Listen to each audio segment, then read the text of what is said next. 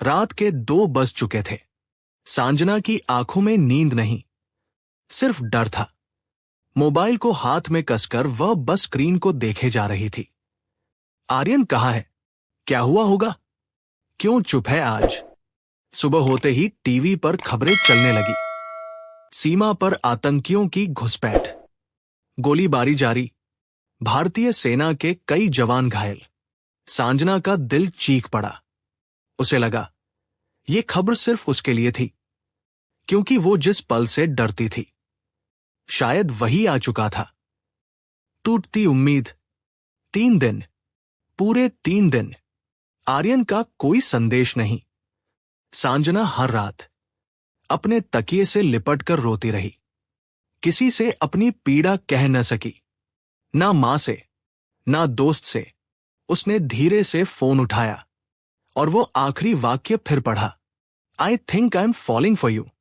वो रोते रोते कहती, तुम गिरने मत देना, मैं यही हूं, पकड़ लो बस। एक कॉल जिसने सांसें रोक दी। 4 दिन बाद फोन बजा, अननोन नंबर। सांजना की चीख दब गई जब उधर से आवाज आई, मैम, लेफ्टिनेंट आर्यन सिंह घायल है। उसके पैरों से जमीन खिसक गई। दिल ने धड़कना भूल गया। घायल? कैसे? वो ठीक है ना? मैम, उनकी हालत क्रिटिकल है। बुलेट शोल्डर के पास खसी है। ऑपरेशन चल रहा है। फोन कट चुका था, लेकिन सांजना की दुनिया भी उसी वक्त कटकर बिखर गई। अस्पताल, पहली मुलाकात। पापा काम से बाहर गए थे। घर में बताने की हिम्मत नहीं थी। चोरी चुपके वो निकली और अस्पताल पहुंच गई। वहां हर ओर खून की गंध, बैंडेज, चीत्कारें, पर उसकी नजर बस एक आईसीयू के दरवाजे पर टिकी थी। डॉक्टर बाहर आया। आप कौन? मैं उनकी। उसके होंठ ठिठक गए। फ्रेंड, उसने धीमे से कहा। डॉक्टर ने झिझकते हुए कहा, जान बच गई है, पर उनका दिल बहुत कमजोर हो गया है।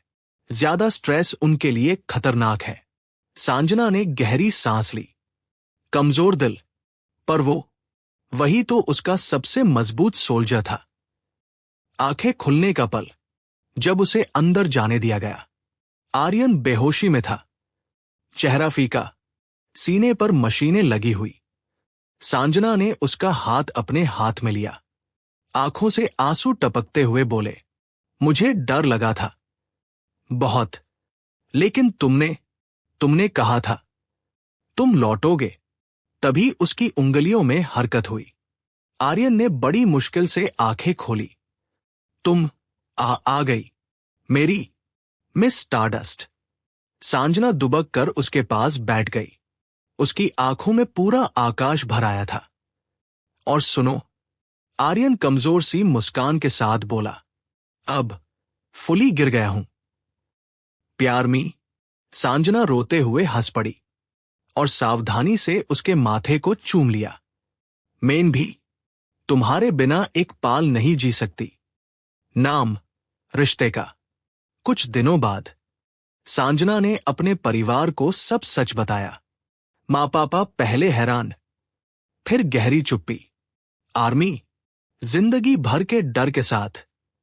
पर जब उन्होंने सांजना की आंखों का प्यार देखा और आर्यन का जज्बा, तो उनका जवाब सिर्फ इतना था, अगर यही तुम्हारी खुशी है तो हमारा आशीर्वाद भी।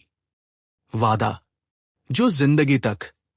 बिल्कुल उसी कैफे ब्रीजा में जहां पहली मुलाकात हुई थी। आर्यन ने पसीने भरी हथेलियों से एक छोटी सी अंगूठी निकालते हुए कहा, जैब तक तुम्हारा इंतजार है, टैब तक मेरी सांस है। Will you be the home I return to? Sanjana की आंखें खुशी में छलक उठीं। और जैब तक तुम्हारा वापस आना है, टैब तक मेरी जिंदगी है। उन्होंने अंगूठी पहनाई और एक दूसरे की हथेलियां कसकर थाम ली। अंत, एक नई शुरुआत।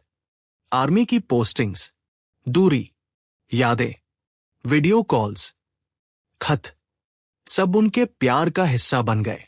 सांजना ने हर रात चांद से कहा, जा, आज उसे मेरी तरफ से चूम करा। और चांद हर बार मुस्कुराकर लौट आता, क्योंकि प्यार जब सच्चा हो तो जंग भी हार मान लेती है और दूरी भी। अंतिम संदेश।